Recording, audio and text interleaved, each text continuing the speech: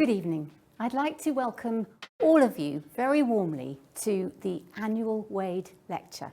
I'm Diana Eccles. I'm the Professor of Cancer Genetics and Dean of the Faculty of Medicine here at the University of Southampton. I want to welcome all our alumni, our staff, our students and our global community who've joined us tonight for this lecture. I'd also like to welcome our very special guests, Professor Sir Jonathan Van-Tam, who has joined us for this occasion. Professor Sir Jonathan Van-Tam, all of you will know, I'm sure, has been our Deputy Chief Medical Officer for the last 5 years and is an expert in infectious disease and emergency medicine. So we couldn't have wanted for a better person in that position as we came into the global pandemic, and that will be the subject of the Wade Lecture this evening. I'm joined this evening by my colleague, Professor Robert Reid, who is our Professor of Infectious Diseases here at Southampton, and he'll be having a conversation with Sir Jonathan for the first half of the proceedings. You'll then see a short video that will capture some of the fantastic work that was done in Southampton during the global pandemic to address the COVID infection. I'm also joined by our Associate Dean for Research, Professor Diana Borella, who's going to be fielding questions from the audience, and you're welcome to post more questions as we go through the proceedings.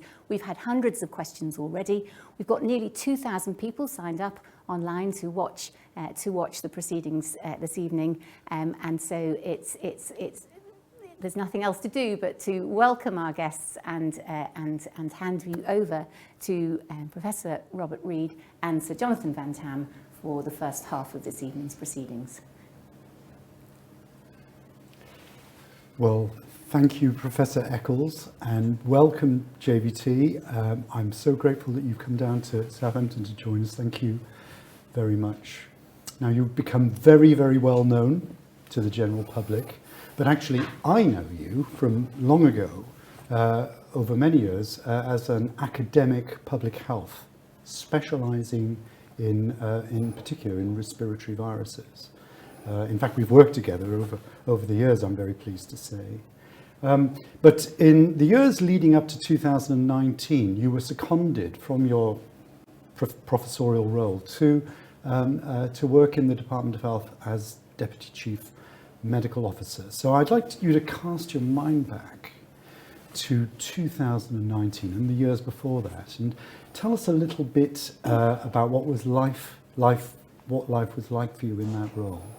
And what were your public health priorities, and what were the things that you were trying to achieve before the current pandemic? Yeah. So good evening, Diana and Rob, and thank you so much for inviting me. It's a pleasure to be here. Your first question is about kind of the lead into to where we ended up with this pandemic. And as you're right in saying, I've always had a kind of 3 decades long interest in respiratory viruses, particularly influenza. And I'd done many things in my career: clinical medicine, academic research, public health agency work with the then Health Protection Agency, the pharmaceutical and the vaccines industries. And the one thing I'd worked very closely with was policy, but I'd never actually worked in a fully policy job. And that's why when the opportunity came up in late 2017 to be the Deputy Chief Medical Officer for Health Protection, I thought, you know what, I'm going to apply for it. And the rest, as they say, is history. But I didn't come into the role with any particular ambitions, and these are the things I'm going to do whilst I'm in the role. Because generally speaking, it is the Chief Medical Officer who has the statutory responsibility and is the statutory function for independent medical advice to the government, and the deputies tend to support the Chief Medical Officer. But I suppose things that became priorities in the early years were, first of all, reform of the influenza vaccine policy offering to the UK, where it had become very clear that we needed more effective flu vaccines for the elderly, and those were brought in. the previous Chief Medical Officer, who I worked for first, Dame Sally Davies, as you know, was very concerned about antimicrobial resistance, rightly so. And one of the things I worked on a lot was a project with the pharmaceutical industry to try and find a new way to fund antibiotics, because without that, companies don't want to invest in making antibiotics because it's so difficult for them then even to get any kind of return on investment. So we've got a pilot going that hopefully will change that. And I think one of the things I became aware of through the kind of pandemic preparedness responsibilities was that we still don't have a very largely onshored vaccine industry. And I think we could do more in that space. And I think as a result of the pandemic that, you know, we're looking at that very closely. Now, I have to be honest with you, when SARS-CoV-2 emerged, I thought it was going to be a little bit reminiscent of the previous outbreaks that we had. And, you know, just to remind our audience, back in about 2003 there was SARS, yep. And then a few years later there was a Middle Eastern outbreaks. And yes. these epidemics were vicious, severe, but very punctate geographically, and they never really penetrated the population at large. But this was very different. And I'm just wondering if you could tell me a little bit more about that moment, yes, when you realised that this was going to be a serious problem, yes, not just for the UK, but globally. So I think you're being very honest, and you're quite right that I think many scientists looked at the original SARS and then looked at MERS in 2013 and said, here are infections that, as you say, are vicious, serious, but their propensity to spread from person to person is, relatively speaking, low, and the period of infectivity is some time after the patient has developed symptoms. In other words, by that point you know they've got symptoms, you can kind of contain them a bit, and that makes onward spread less likely. And I think the instinct when you get another SARS-like virus is to think, well, it's likely to have the same broad characteristics. But when I started to worry first was around about New Year, 2020, when these reports in China, and they were a bit fragmented and a bit difficult to interpret, did begin to suggest that there was quite a substantial amount of spread in Wuhan city and Wuhan province. And also there seemed to be some quite strong signals of a very high requirement for intensive care and patients with very serious respiratory disease. So that's when I first started to worry. And I think it was around about mid-January 2020 when I began to say to myself, this is going to come our way. Yeah. I'm not confident at all that this can be held back. And I think we're in for something quite serious. Yeah. So mid-January. So at that period, what were the sort of steps what were the first steps that you started to take? So in my mind at that point, the things that I guess I was focusing on was the fact that I could see that the health service was going to come under quite significant pressure, and I was particularly concerned about ventilatory capacity and the number of ICU beds, put briefly, that we had, and whether those commodities that are very scarce, very precious, would come under immense pressure. And then I think beyond that I was thinking, well, how do we get vaccines for this? And I was already thinking, how does this work? How do we get vaccines? How are we going to make this offer? Yeah.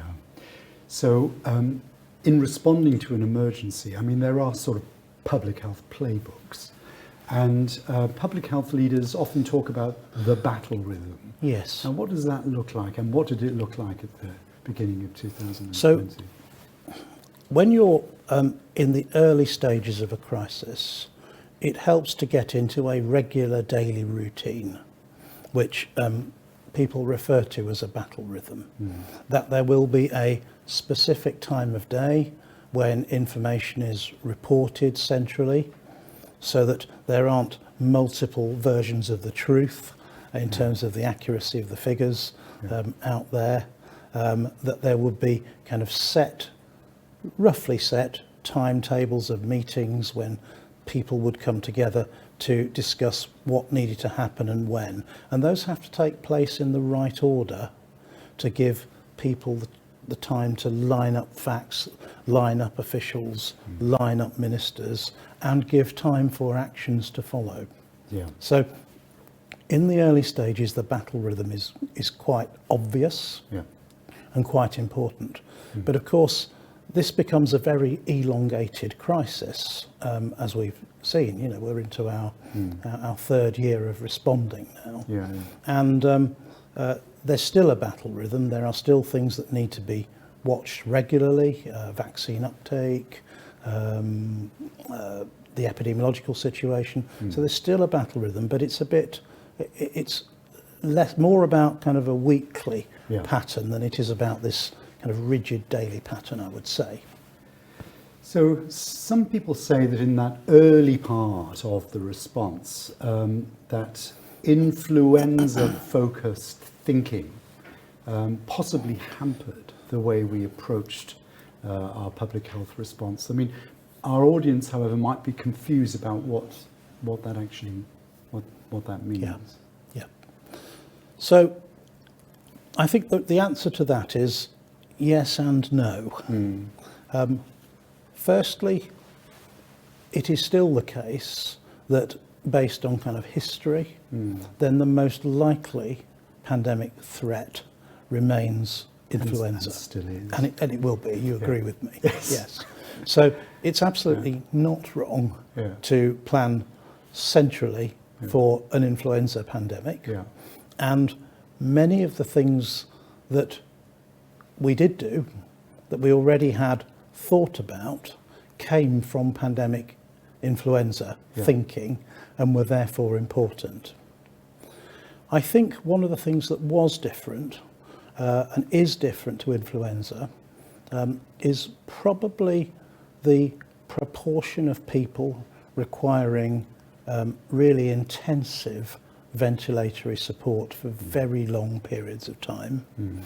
And I think on top of that, as we have all come to realise, the amount of transmission that occurs in the pre-symptomatic phase of the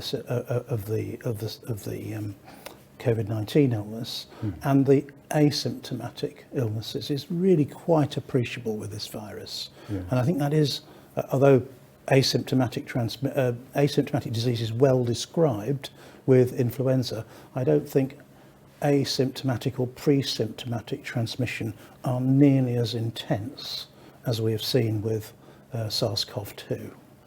I remember when we were in the face of the 2009 influenza pandemic, and in those days we were talking about how long we had to plan once we knew that there was an exceptionally novel and dangerous strain in Southeast Asia.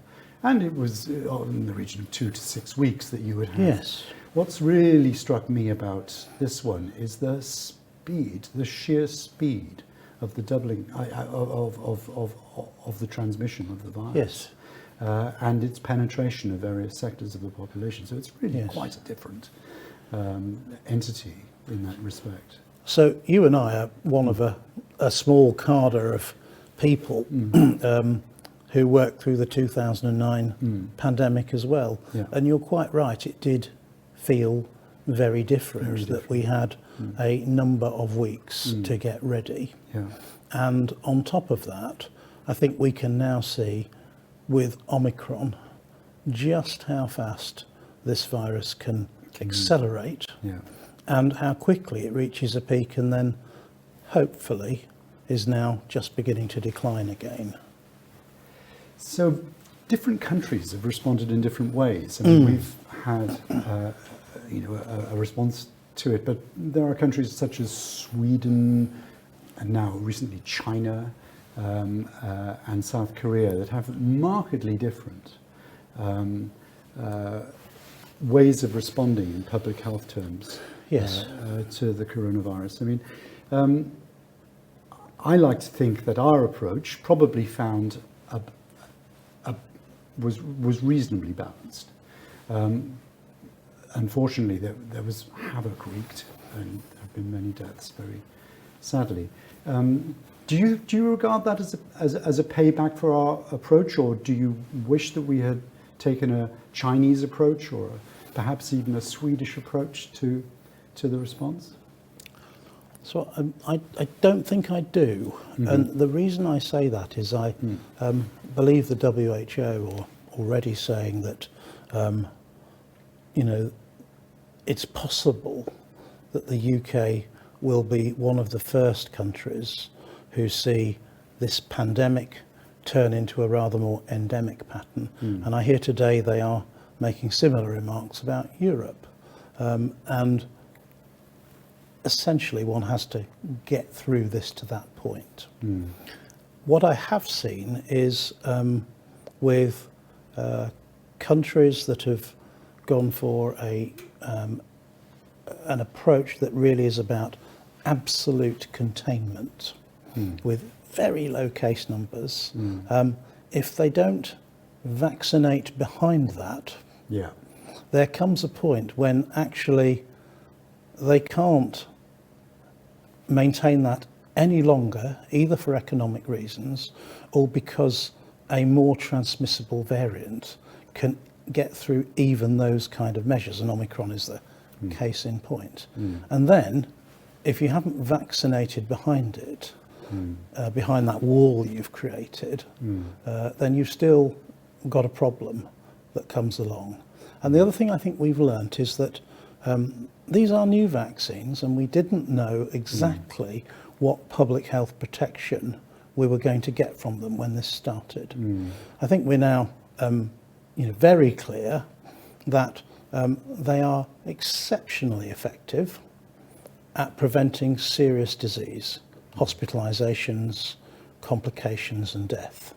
But they are less effective at preventing infections. And therefore, I think the kind of policy approach that says we're going to just stop infections is kind of fine theoretically, but we don't have the tools to do that. No, but we do have the tools to reduce hospitalisation very dramatically and reduce deaths very dramatically, and therefore get to a point where we can just begin to live with this. It's a little bit of a new way of thinking, because with this virus we've learned we're never going to get what's called sterilising immunity, which means that you obliterate the infectious agent from your population. We're mitigating really with vaccination. Indeed. It's such a key novel approach. Anyway, that's brought us on nicely onto vaccines, JVT, because people listening may not know this, but actually, in addition to being a public health academic, you've also worked in the pharmaceutical industry and specifically on vaccines. Yes. So I've been struck over the last couple of years that you had a very clear understanding of what pharma can and cannot do. And that must have made a tremendous difference to the way you handled our vaccine deployment here in the UK. Yes, it's a very long time ago, Rob. I left the vaccine and pharmaceutical industry in 2004. So it is a very long time ago. Time speeds past, doesn't it? But I have to say that some of the things you learn by actually working in the industry give you a sense of reality about what is and isn't achievable.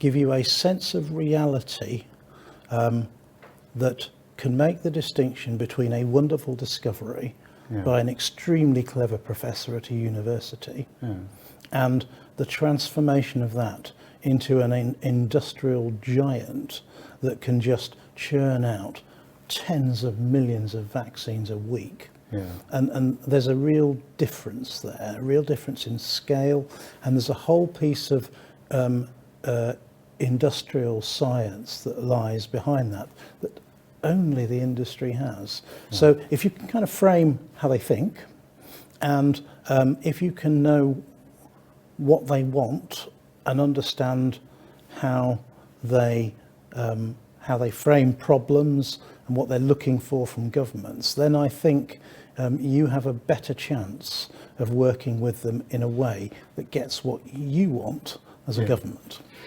But you know, it's a funny thing. If you told me 3 years ago that an RNA vaccine and a virus-vectored vaccine would form the basis of a national, well, international vaccine response to a rapidly progressing pandemic, I would have been exceptionally surprised. Yes. I mean, we knew that the adenovirus-vectored vaccine had some efficacy in MERS, in the Middle Eastern coronavirus infection, but we had nothing on RNA vaccines. So somebody somewhere in government backed a horse on this one, because it was such a leap of, well, to me it felt like a leap of faith, but somebody had the good sense to back RNA vaccines. So there are three answers to that. The first is I agree with you entirely, that I wouldn't have imagined it either. The second one is that the UK vaccine network, using government funding, put a significant amount of investment into the Oxford MERS candidate vaccine back in 2016 and from then on, which really gave it a leg up and a head start when this coronavirus came along. And I've spoken to a number of proper messenger RNA scientists, and I've said, look, if this pandemic had happened 3 or 5 years ago, would the messenger RNA technology have been ready? And they say, probably not. Oh, right. Okay. So I think we were quite fortunate, and there's no fortune in having a pandemic of the kind we've had, but if there is a piece of fortune, it was the fact that the messenger RNA technology was just maturing at the right time, and maybe it got a bit of a nudge because there was willingness of everybody, governments around the world, to invest in it. But the real trick was the vaccine task force, where without apology, the approach was to spread bet and to go for a whole range of different vaccine technologies, not just adenovirus vectored, not just messenger RNA, but also whole virus and also protein subunit vaccines. So to invest across the range of technologies. And it is just how it has come to pass that those two have produced successful concepts manufactured at scale first. But the RNA technology is stunning, and it certainly, I wonder if you agree with me, I can see further and future applications for the RNA vaccines. Such a pliable approach. I'm absolutely sure, same as you are, that within a decade that we will be using messenger RNA vaccines for lots of really difficult to treat diseases where there's an antibody mediated component to it. But potentially I think the kind of cancer oncology field can really benefit from the messenger RNA technology in the future. I'm very hopeful. Yeah.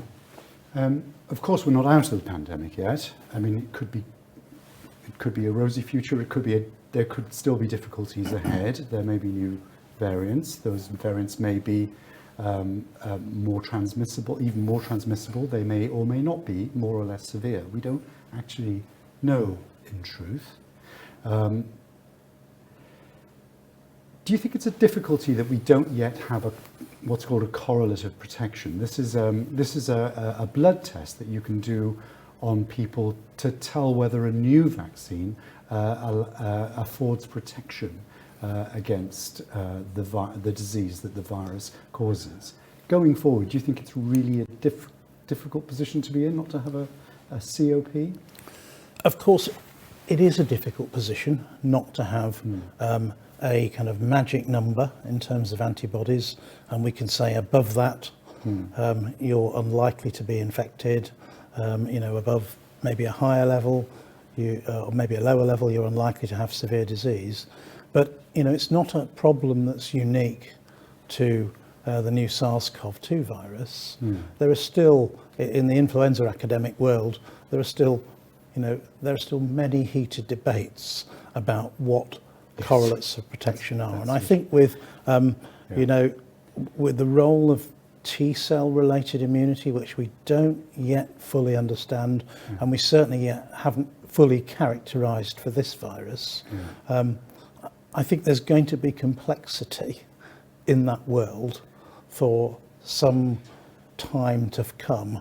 And I think what we're going to have to do is kind of rely on the kind of evidence, the epidemiological evidence, which is now, as you know, giving us a fairly clear picture that the vaccinated and boosted, in spite of the fact that the vaccines are formulated on a Wuhan virus, which essentially no longer exists, and we're facing an Omicron, we're getting pretty good protection.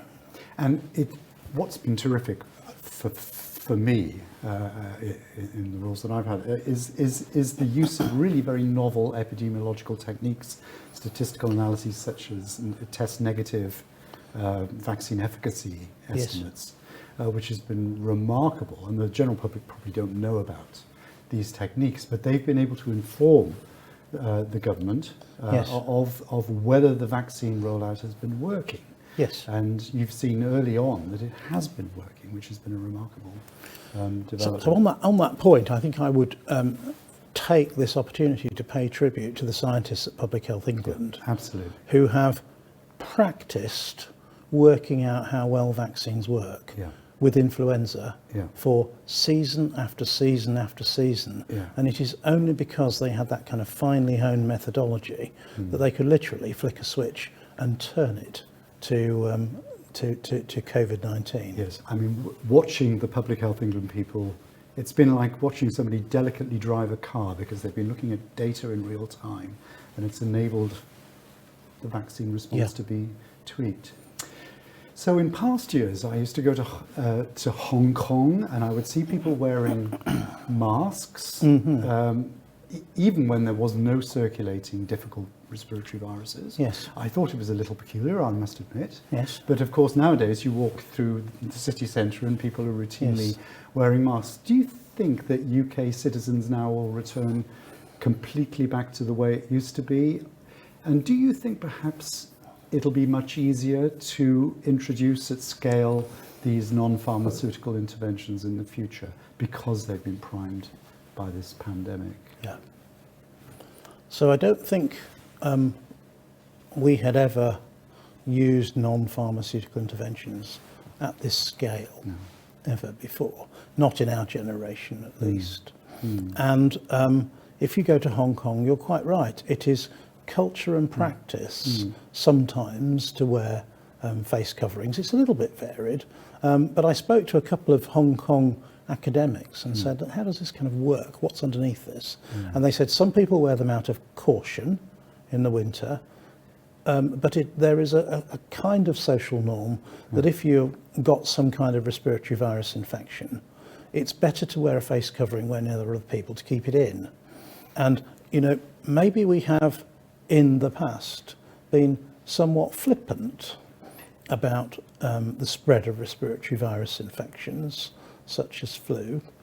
But I think what will happen is that even when we are at a point when we can say this pandemic is over, and we're not quite there yet, as you say, we will still have troublesome epidemics of this virus in the winter. And I think that some people will, on an entirely voluntary basis, decide that they are going to wear a face covering when they know there's a lot of respiratory viruses about, and when they're in closed contact, close range, closed space, low ventilation contact with people who they don't know. But I don't think I would doubt that there will be any rush to return to any kind of policy on that after the Plan B restrictions are lifted. I think it'll be voluntary. Now, much of our public health response has been informed by mathematical modelling. Yes. The public will be aware of this. It's where mathematicians get to predict how a pandemic will proceed and what various interventions will do in terms of impact on that. Now, one or two of our colleagues internationally have been rather rude about Yes. modelling.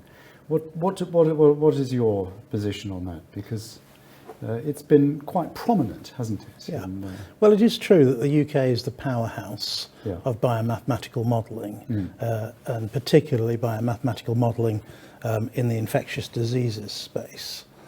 So we are the envy of the world, so we might attract some comments like that. Yeah. But models are only ever as good as the data that gets put into them. So if there's great uncertainty out there in terms of the epidemiology, then a modeller can only produce you a model with great uncertainty inside it. Yeah. Nevertheless, I think modelling gives you a competitive edge. It doesn't predict the future, and too many people think this is, Mystic Meg stuff with a crystal ball, that it is going to somehow say this is what will happen. It doesn't. It says based on the assumptions we have, and look at them carefully, because for some of them we are uncertain about what they say, but this tells you how it may pan out. This gives you a kind of reasonable ranging shot. And I think if you treat it as guidance for the wise, then modelling has been a very important tool. And at times it has helped us see over the horizon, even if it's been a bit blurry. It's helped us see over the horizon. Sorry, that's an analogy, but to what might be coming next. So, thank you very much, JVT.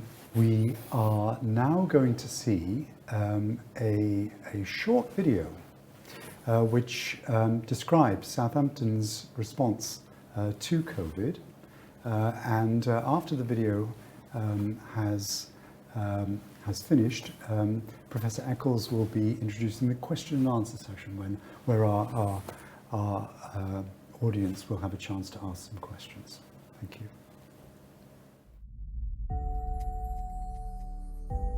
Together, we have risen to the challenges of COVID with determination, innovation, and great care for each other, and the important work that we do in our university.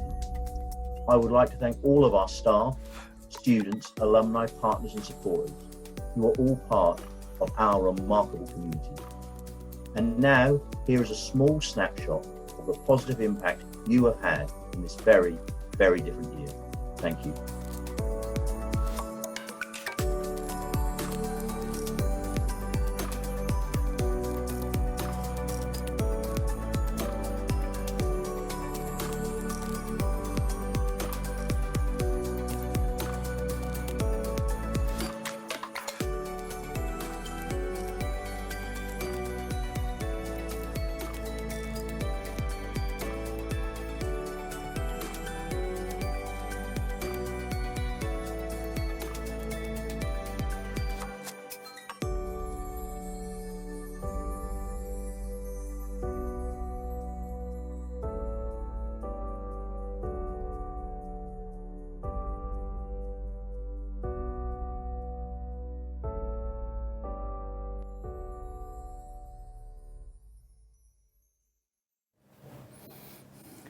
So we're back for some audience questions, and that was a fascinating expose of the pandemic with all its science. There have been quite a few questions about how this is likely to play out in the future, and so I'm asking whether Mystic Meg might give a prediction.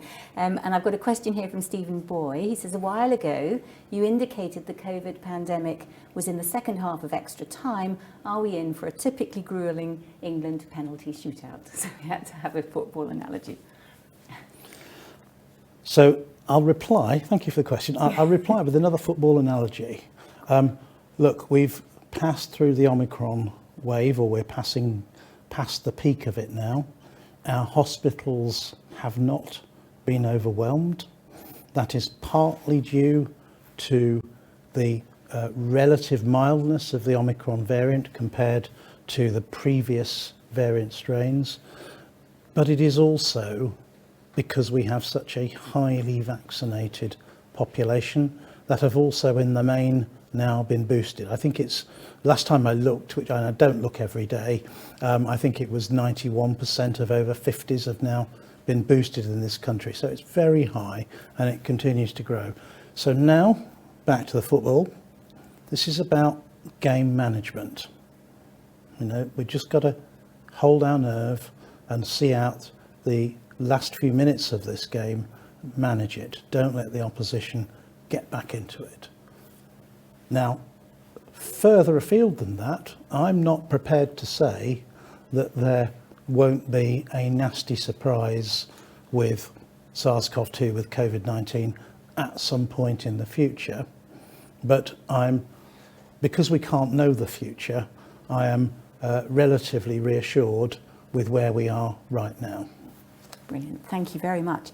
So I've also got a question from Beth Parsons, who says, is there one thing you do differently if a pandemic like COVID-19 occurs again in the future?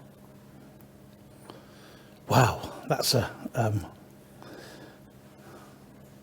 I think I'd look for a quieter role in the pandemic if one occurs in the future, to be absolutely truthful, because it's been quite a brutal experience. Yeah, no, that's a good answer. Thank you. So there's quite a few questions about communication, your legendary communication skills. So let me just pick this one. We had a question from we had a very succinct question, and I'm just trying to find it now, from Judith Brody, that says, you're known for the effectiveness of your communication. Please share the secrets of your success. Oh, that's really difficult. So the answer is that I haven't analysed it, and I haven't said this is my formula. I just do it naturally. I don't kind of have a kind of communication theory that I subscribe to or adhere to. What I'm looking for is, first of all, that the audience can go away and go, now I get it. And if they can say, now I get it, then first of all, they can understand what is happening to them. And for so many people, this hasn't been their active participation. It's been done to them. It's happened to them by this virus. And so they need to understand and be able to say, I get it. And then if you get it, then you can begin to understand what we're trying to do to make it less severe for people. Yeah, no, that's great. So the supplementary question on that sort of communication business from Andrew Fursden. Has the media been a help or hindrance during the pandemic? Well, look, we rely on the media very strongly at times, and they've been very good at helping us with get people to understand the urgency of the vaccination programme, the importance of boosters. Currently, participation in the panoramic trial, which is a trial of the world's first antiviral drug, to see if what benefits we get in people who've already been vaccinated. That's really important. And of course, journalists and the media want to create something in either visual or written form that will hook the reader and make them read on. So, of course, they're looking for angles and stories. You expect it, but you have to deal with it. we had quite a few questions about COVID treatment, particularly some of the treatments we developed in Southampton, of course. But I guess that it's a summary question. Assuming successful phase 3 international clinical trial results, this is from M. Gormley, will Synergen's inhaled interferon treatment, but you could substitute any other treatment that's been developed in the pandemic, form part of the UK's treatment landscape in 2022? Yes. So I'm going to answer that, but I'm not going to answer it in the context of a particular pharmaceutical entity. I'm going to say that the public health value of treatments lies not in shortening symptom duration by 24 hours, but lies in stopping people going into hospital and stopping people dying.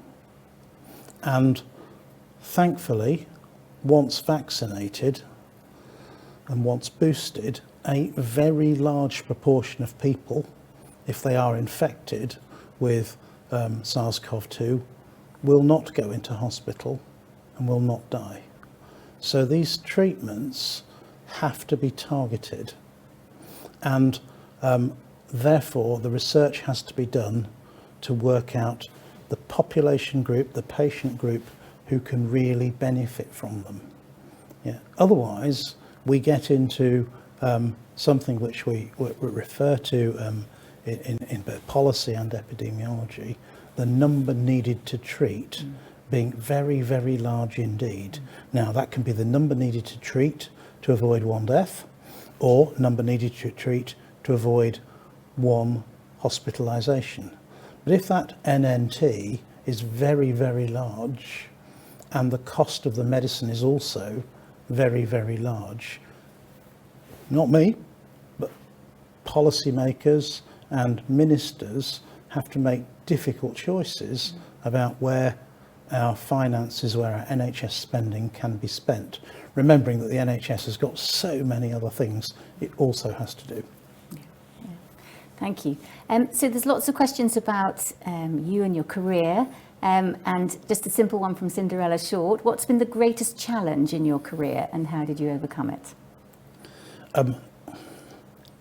The greatest challenge has been getting through the last 2 and a bit years, because it has just been so grueling and so unending.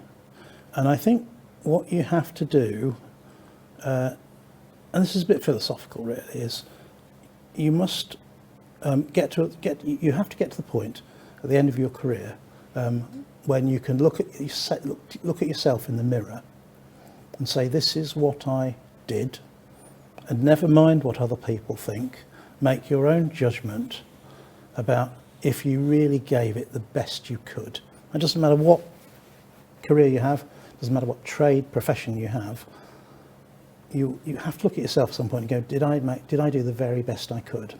And what you have to do is unpack that when you're in this sustained crisis mode, and at whatever time of night it is when you say, right, that's it, that's the last email, that's the last call tonight, you have to say, have I given what I could do today my absolute very best? And if the answer is no, then go and do a bit more. And if the answer is yes, then go rest, and with a clear conscience. Very, very good. So, this is a question from Juliet Whale. Are we any closer to understanding why a proportion of people remain asymptomatic in relation to COVID-19? Is it related to genetics or blood type or what? No, I don't think we know the answers to that yet. We just don't. This is a novel virus. It's been in humans now for just over 2 years.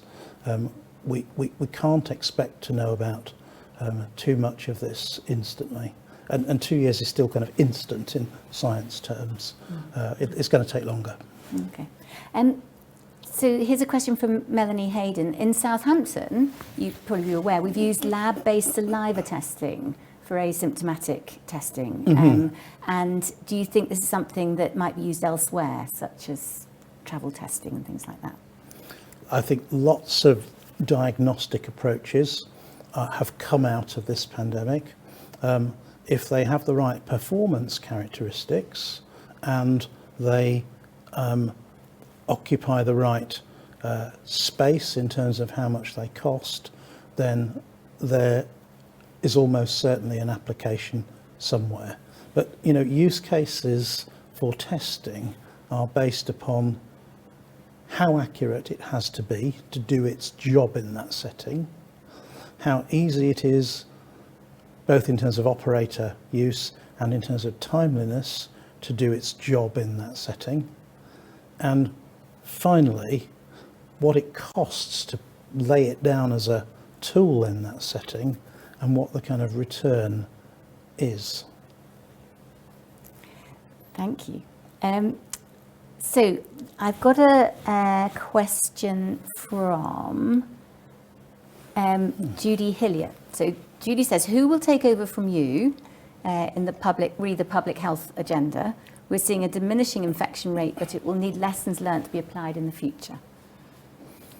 So for the time being, when I step down from my duties, the other DCMOs and the CMO will take those on, but my successor will be appointed. But somebody will take over. Yes, absolutely. So I've got a question here from Debbie Smith, who says, how important does Professor Van-Tam think long COVID will be, given similar post-viral disease in earlier SARS and MERS infections? Yeah, I'm quite concerned that we don't yet know enough about long COVID. I think we are beginning to know more about it. I think we appreciate that it is going to be quite a significant problem for a number of people. We are beginning to get some flickers of evidence that the vaccinated, even if they're infected after vaccination, have a lower propensity for developing long COVID. But that's a kind of science space we're going to have to watch very closely in the next few weeks and months. But yes, it's going to be a significant problem, but I do think it's potentially quite a lot of syndromes that can occur after a severe virus infection, all kind of put into one diagnostic basket. And that's not wrong, but I think there are different long-term effects that come from people who've been ventilated for a very long period of time, or people who've been nowhere near a hospital but have had an extremely debilitating illness that they've nevertheless managed to kind of cope with at home.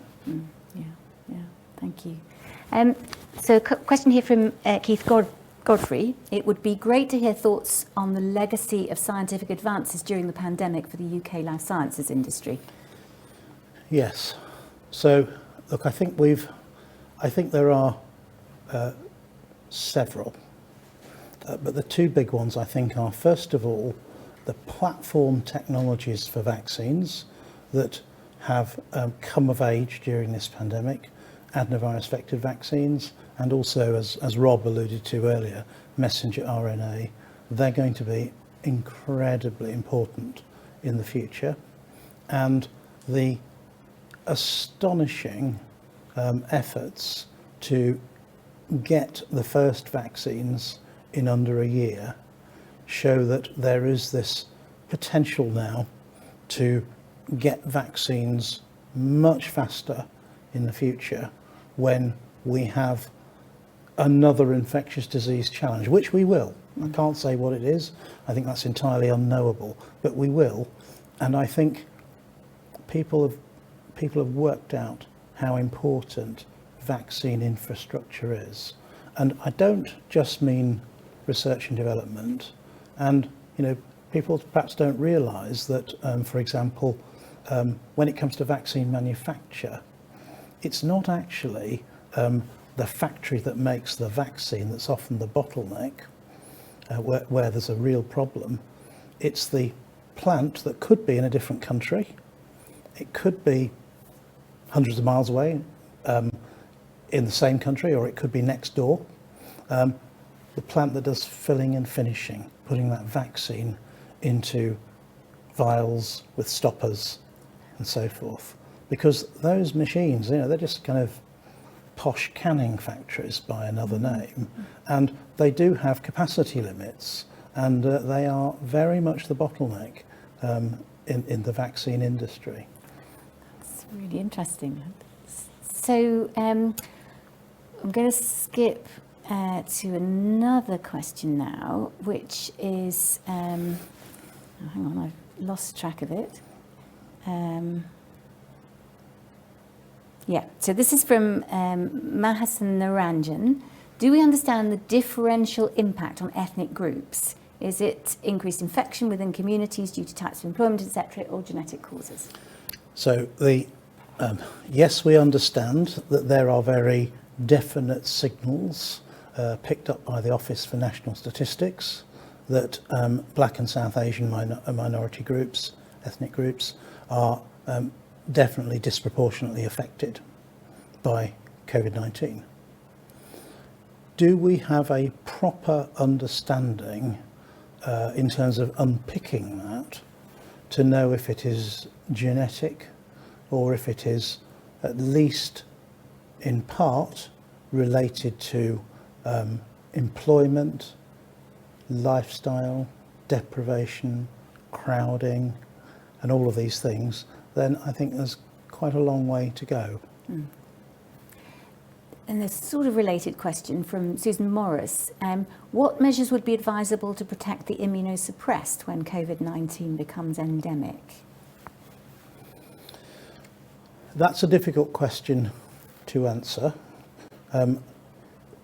What we are finding so far from studies such as the Octave and Octave Duo studies, that it isn't the case that immunosuppression equals no response or inadequate response to vaccines. But there are undoubtedly some people who don't respond well or at all to vaccines because of their underlying immune suppression.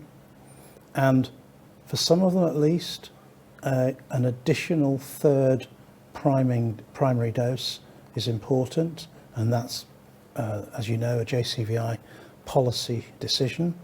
And there's good evidence now that some people, about 50% I would say, do respond after that third dose, who previously had low or no response.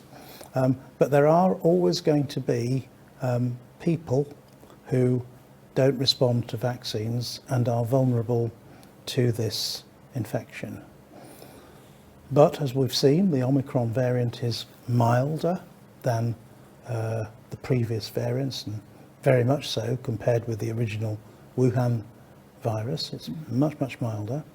And what I don't think it's helpful to do as we move into an era where we have to live with COVID-19, we also have to live with flu, we also have to live with RSV, is to separate out COVID-19 as a particular problem. Patients with deep immunosuppression are vulnerable to almost all infections. Thank you. So a question from Paul Shefford. How important do you think it is to classify each new variant? Do you think it really impacts the response, or is it a case of people looking too closely? Well, if you don't bother to classify new variants, then if I think back to December 2020, then when suddenly case numbers are rising really, really fast in Kent, which is the origin of we think the point of introduction of the Alpha variant into the UK. If you don't bother to look for variants, then you would just say, well, something else is going on in Kent. What could it possibly be? And then you would just sleepwalk into potentially a problem where you wouldn't know until several weeks later that your vaccines weren't working or were working. And if they don't work, and they really, really don't work, and boosting doesn't overcome the problem, then you're going to have to look for a new variant strain to go into your vaccines. And so, no, I think the questioner is absolutely right that most of these new variants are kind of dead endings. They're the virus kind of having a go at doing something different. I don't want to give it a living soul, as it were, but it's a bit of an experimentation that doesn't give it a fitness advantage. But if you stop looking for them, you're just sleepwalking into something. Thank you. So there's a question here from Mark Spearing, who says, many thanks, Jonathan, for making the time to be with us. Are there any lessons to be learnt, to learn with the UK's underlying public health, obesity, diabetes, those sorts of public health issues that we're... So the pandemic has definitely exposed a vulnerability amongst the obese and people with chronic illnesses, but it has also exposed many of the things, many of the health disadvantages that go with deprivation. And so, yes, I think it has shone a focus on those, and yes, I think they need to be picked up in the aftermath of the pandemic, whenever that is. But that's a long game to change a population's overall health status. Takes time and investment. Absolutely. A question here from Sally Brailsford from our business school. Re your comments on mathematical modelling, which I completely agree with. How can we get the public to understand this too? Well, I'm going to say that the Royal Institution Christmas lectures gave the floor to Julia Gogg, and she did an absolutely astonishing job in beginning to explain to the layperson, in this case it was children aged 12 to 17, how mathematical modelling works and what it kind of can and can't do. So I think, yes, it's a fair point that the public need to know more about modelling, but there are some really brilliant modellers who have proven that they can teach this stuff in a nice, simple way to teenagers. So we need more of that. That sounds like a plan. So here's a question from Alison Prentice. Is anyone working on a multivalent vaccine to cover several strains? Yes, I believe several developers have now got one eye on that, and I think it makes sense. Thank you. A question here from Peter Johnson. We have a problem with disinformation about science and medicine. How can we do better in the future? So I think the pandemic has exposed the fact that the public are now, the public became, if they weren't already, the public became very interested in data and science. And I think it's, laid down the challenge to scientists to communicate that better than they have in the past to the public, and to think about making that science more accessible. Yeah, I really do. Yeah. Question here from Jacqueline Lambert.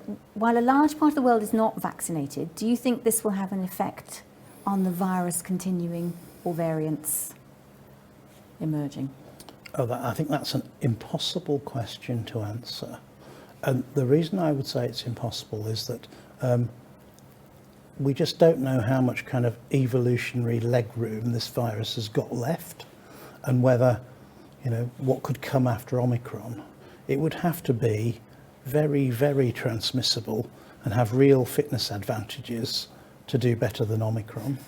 And generally, viruses don't benefit from killing their host, from becoming more virulent. The perfect virus is one that can spread really rapidly and replicate, but not really do any damage to its host. So that's one reason why I don't know the answer. The second one is that it's at least, yes, it's true that a virus will continue to circulate in an unvaccinated population. It's true. But it is also true to say that in a highly vaccinated population, the virus needs to do something different in order to regain its advantage.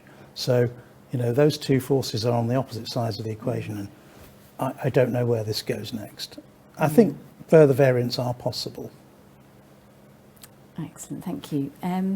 So I think we're getting very close to our closing time. So I have one killer question for the end of our last question, if I can find it. So this was posted before your lecture. This is from Kate Macon, and she says, do you ever get imposter syndrome? And if so, how do you deal with it?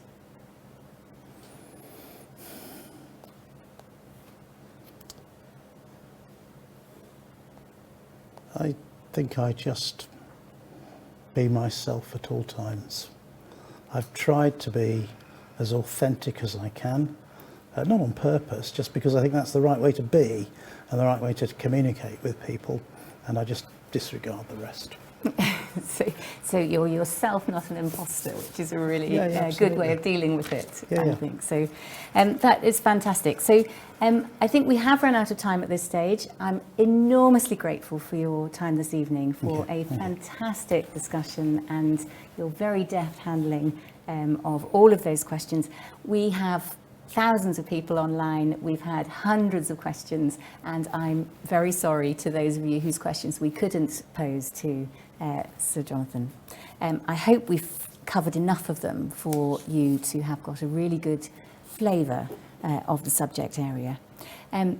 As we finish and close tonight, I just want to say a huge thank you to everybody else who's been here. We're all well distanced from each other, but thank you to Professor Rob Reed, thank you to Professor Diana Barella, and thank you for our production team, Stevie, John, Adi and Marsha, who are all helping to make sure this runs as smoothly as it has done. You will see a short poll on your screen at the end as we close, and we'd be really, really grateful for feedback from this event. So please do complete the poll.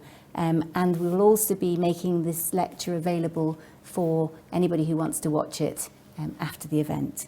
So it just remains for me to thank you, all the audience, for coming and joining us this evening. Once again, thank you to our guest lecturer, and we'll close at that point.